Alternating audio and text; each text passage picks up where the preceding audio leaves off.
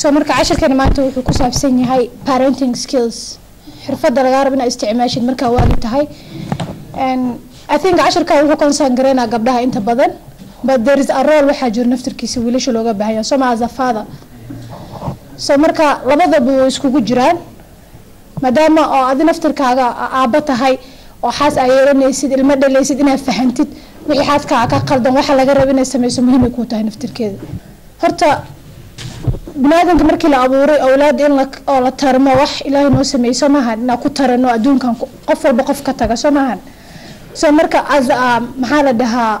as a parent waalid ahaan important waxay tahay horta inaad ka tagtid ubadkaasoo ah adiga inuu magacaaga sii wado ama inuu maxaa la dhahaa ku replace garee waxaynu tahay noqoto soo maa taasoo haddii qofku weynaado uu ku haminayo mar hadduu gaaro heerkii uu rabay inuu awlaad ku helo shaqada ugu muhiimsan ee sameyn kartid adduunka inta joogtid waxay tahay in ubad fiican adduunka soo kordhis nowadays adduunka waxa lagu soo kordhiyaa technology fiican guryo fiican meel qurxan but we don't have people qurxan dad qurxan lagu ma soo kordhiyo soomahan okay quruxda waxaan ka wada kama wado as a face kama wado yani dad adduunka wax taraayo amal oo faa'iido laga helaa lagu ma soo kordhiyo badana qof dadka badana dhalinyarada drugs u badan yihiin waxyaabo kale oo akhlaaq darno soo baxday it means marka adduunka dadka waa loo qurxiyay guryo fiican waa la soo saaray mar walba wax cusub waa la soo saaraa dad oo wax fiican ku fakiro oo adduunka looga tago camal ma la soo saaray inta badan soo marka as a parent haddaad rabtid inaad awlaad fiican soo saartid bulshada kusoo kordhisid tibiska isticmaalis xeelada isticmaalaysaa rabaa inaa idiin sheego marka hore haddaa xaas leedahay ama haddaa single father tahay or single mother tahay whatever you are waa inaa isticmaashaa waxaa la dhaho maxaa la negotiation waa wada hadalna la yeelataa qofka oo ilmaha idinka dhexeeyaan hadduu joogo hadduusan joogin ama qof waa halka ku korinay kor hoos waa inaa ka warhaysaa soomaa ilmahaaga kullayba qofka ilmahaas isku keen xiray waa inaa wada hadal la sameysaa mar walba saa u ogaatid ilmahaaga waxa kusoo kordhay maybe aabaa tahay ma ogid cunugaa wax kusoo kordhay hooyadu way kaaga dhowdahay way ogtaa wax walba oo kusoo ziyaada ilmahaaga saa oo la wada hadashid ayada ay kuugu sheegto wax walba ilmaha kusoo kordhid in case you may have maxaa la dhahaa experience ku bedeli kartid aad nafsirkaaga the second tip waxa waaye listen to your children Soomaali hadana ilmaha ma maqalno horta beeruna dal rabo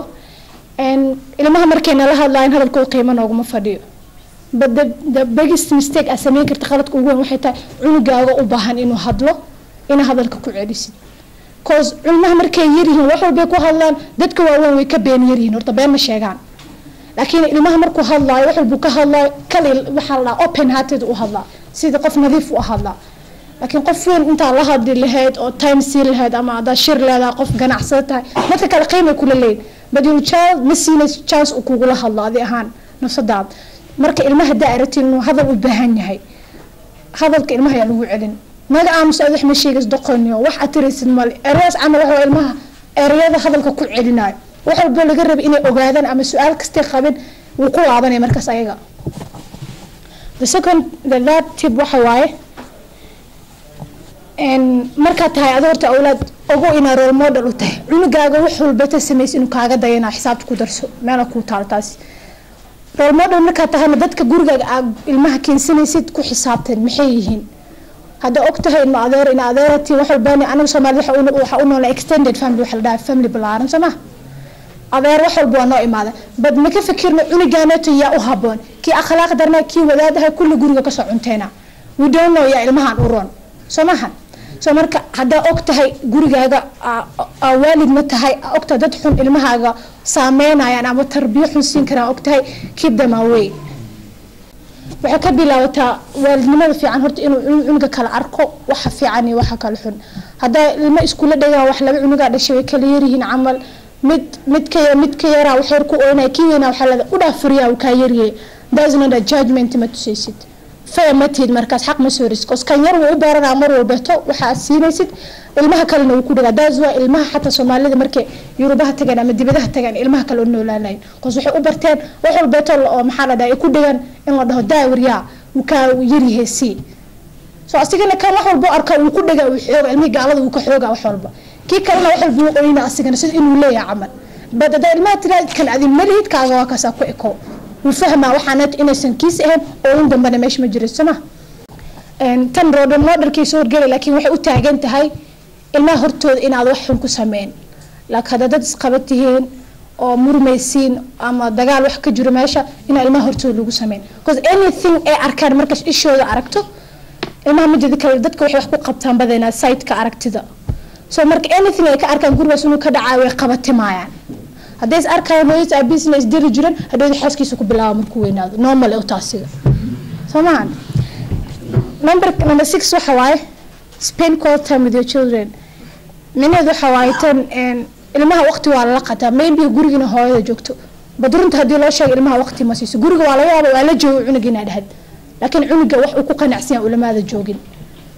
ilmaha marmar waxay dalbadaan hooyinka dalbadaan aabaha inay la ciyaaraan waxyaabo kale inay la sameeyay ama ila soo socokaan la soo wareeg ama wiifo meel iraac bad ma siina anaga waxa dhana ilmaha waahayna waa korna laakiin waqti lama qaadan waqti oo ayaga ay ku qanacsan yihiin jecel yihiin mala qaadan daas waa ay kugu baahaneen xataa hadaa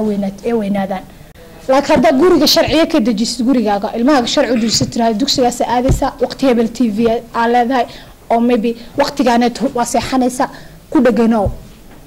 cause adiga waxa tusinaysa inuu sharci leeyahay oo la bedeli karin awoodna inaa ku leedahay guriga azawaalid soo ma soo marka ha bedelin waxyaabaha sharciyada dejisid gurigaaga kaliya ama wuu oynaaya ama wax kale u baahanna ha u bedelin darteeda wuu kaaga baran hada u bedelid hadii kale isku day ilmaha markii la dhaha waqti waa la qaadanaa soo lama dhahayo yeesoo noqon waqtiga la qaadanaysa mobilka u dhibtay gamekaaga camal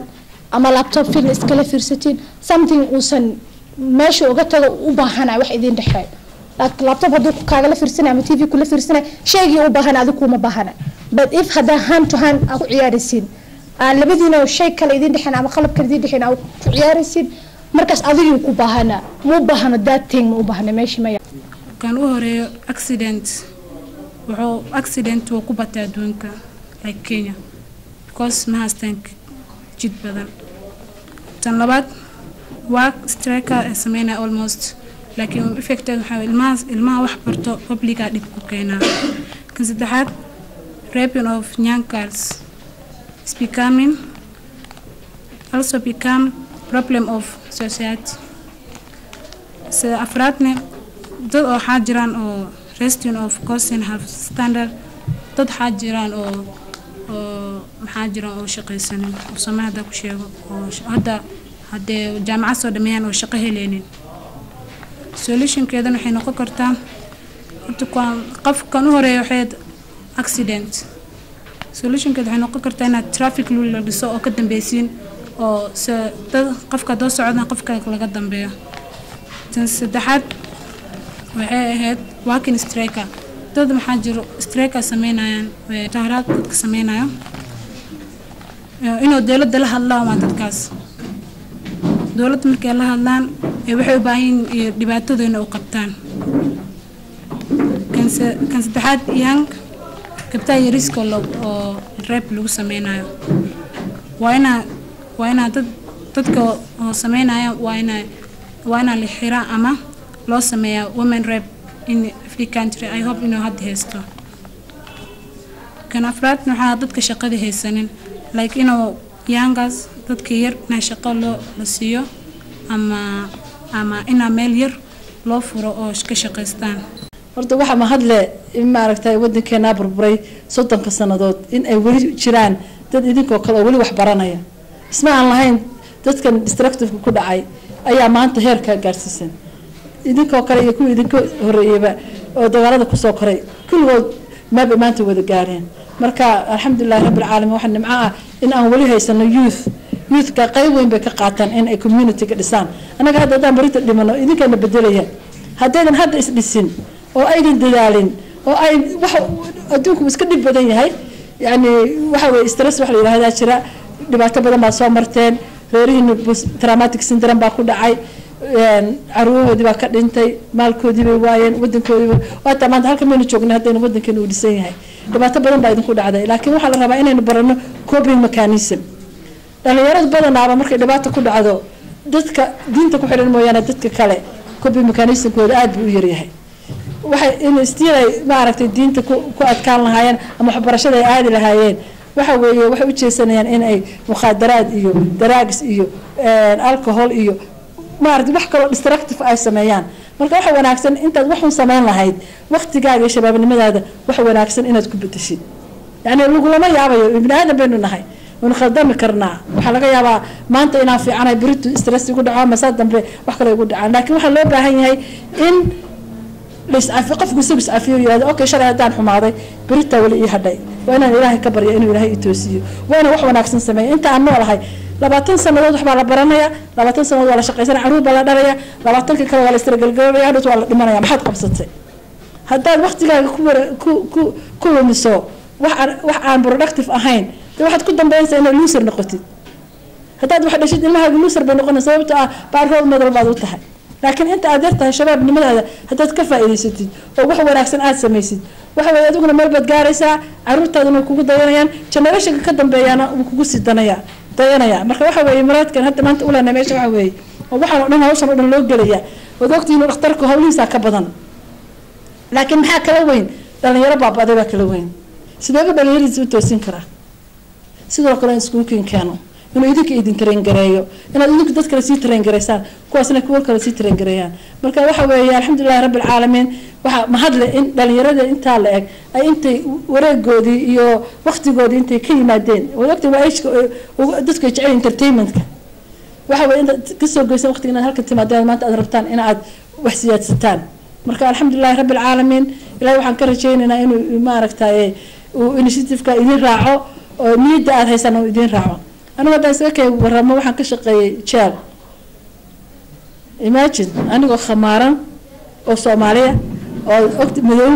ayaan jeel dad cadaana iyo madow iyo kulaan ka wada shaqeeyay qof walba respect buu leeyahay dadku markay yiraahdaan sidee ay ku respect kareen waxay respect hadaan adigu la imaanay idinku ma respect kareynayso kii jeelka soo galay hadaan u arko patient inuu yahay inuu dhiban yahay anta kargareeyo wuu og yahay niyadayda baritu wagaagay inta qof ay ugu tiri soo noqon meen meesha ku soo noqon meen sababtoo waxaan aragnaa waxaad noo qabanaysaan meesha aad gaadheen baan aragnaa marka waxa weeye wax walba soo arkay kuwa daraagsan soo arkay naaga uur leh oo daraags inta ka soo dhargeen jeelka jooga oo ku dhalaya waan ka dhaliyay oo haddana caruurtoodii markay weynayeen 24 sano ka shaqeynay kuwa kaga dhaliyay 21 years ago ay soo galay jeelka marka waxay circle-kaas baan rabaa inaad ka baxdaan qofkii ma aragtay aanan ishabeynina idinama habeynayso marka qofkii stressku dadku iskaga dhacay waxa weeye inaad support baad haysataan maanta inaad u timaadaan dhakhtarka inaad tiraahdaan ma aragtay dhibaatadaasaan haysata meeshaan ku carar lahayn wax destructive ah waxaan rabnaa wax productive inaan sameeyno inaan idin la shaqeyno inaan volunteer u shaqeyno barnaamijyada idin diyaarinayo kamid yihiin sida ma aragtay loo takargareeyo biiga physical work wax walba diyaar bay idin leeyihiin laakiin waxay isticmaali jirtay fardaha waxay isticmaali jirtay siyaabo kala duwan sida markii la saaminayo kale waxa loo isticmaali jiray faras in lagu saamiyo markii dagaalo jiraan oo kale waxa loo gali jiray dagaalo gaariyaal ma jirino waxa loo gali jiray fardaha waxa kale jiray in loo isticmaalo fardaha markii xataa reer laga guursanayo kale in la fiiriyo reer hebel farda ma haysto waxay ahaayeen kuwa ugu qiimaha badan mise xoolaha la dhaqdo ugu qiimaha badan maanta maxaa bedelay marka xoolaha ama waxa bedelay in la isticmaalo mise ama ugu qiimo badan yahay waxa la yiraahdo nadaadka yaa yaqaan nadaadku waa kaashka lacagta kaashka weeyaan ayaa ugu badan waxa dhaqanka hore kamid ahaa inanta la doonayo in la guursado oo loo fiiriyo meesha ka soo jeedo min ayeedeed awoogeed aabaheed hooyadeed dhaqankeedii sida tahay waxa bedelay inanta la doonayo in la guursado oo uu dooqa iyo wajigeedu go'aanka dhaqanka ma aha kaliya midka kaliya isbedel waxa jira erayaal isticmaalo Soomaali hore isbedelay hata erayo way isbedeleen waxa kamid ah erayo hore Soomaalida isticmaali jiray waxa la yiraahdo xodxodasho waxa la yiraahdaa hadaa idin macnayo shukaansi waxa jiro eray kale oo Soomaali ah hadda la isticmaalin waa erayga la yiraahdo gorfeen waa xalin arrin la xaliyo kale ajir erayo cusub oo Soomaali hadda imaada jiro waxa kamid ah erayo cusub waan ka lushaa waan jeclahay waa macni inta si socod mujid waa ka lushaa macni dabada haysta ma waa jeclahay waa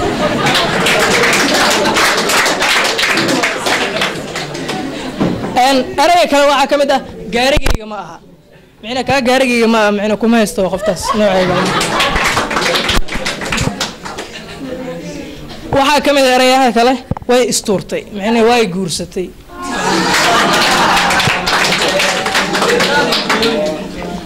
eray kale waxaa ku xigo lug baa ii aasan macnaheedu waa guursaday waa mar hore hawuu soo doontay haddii lagu yirahdo maxaa dhilaas ma aha macnaheedu dabaduu ka yimid oo dalku yimid weeyaan hawuu soo doontay waxaa aragtay wiil saaxiibkaa gabar la socdo hebelo gabadha ay heblaan kugu ogaay gabadha ma taqaarin miyaha ehlo beedka leeyahay qaraabada leeyahay laga wadaa ama adiga iyo saaxiibka iskhilaaftaan waxa sababi kara isfahan dari inaad isfahmi weydaan labadiina qof waxaa dhacday in badan dad isla degan khaasatan sida anaga isli dhalinyartu ay isla degan yihiin inay isfahmi waayaan haddii isfahmi waayaan waxaa dhacdo badanaa inay isdagaalaan amaba ay is-aflagaadeeyaan ama ugu dambeyn ayba ku kala tagaanba ay ku kala dhintaan waa macquul tusaale haddaan insiiyo laga yaabo 3 nin oo isla degan ninna inuu TV-ga uu ka fiirsado Premier League ninna inuu TV-ga ka fiirsado La Liga ninna inuu ka fiirsado filmaanta Hindiga saddexdaas nin waxay kala aaminsan yihiin saddexdaas ama waxay leeyihiin saddexdaas fikir haddii aniga markaan fiirsado Premier League kii kale uu saaro La Liga uu saarto no teamkayga waa inaan fiirsado aniga kii oo isku dhigan kii saddexaad baa soo galay filimka Hindiga ii soo galay uu leeyahay asaguna ku dhigaya marka taas waxay sababaysaa labada qof ama group dagaal ka dhaco waxa kale oo jirto personality conflict ilaahay abuuristu dadka abuuray isku mid kama dhigin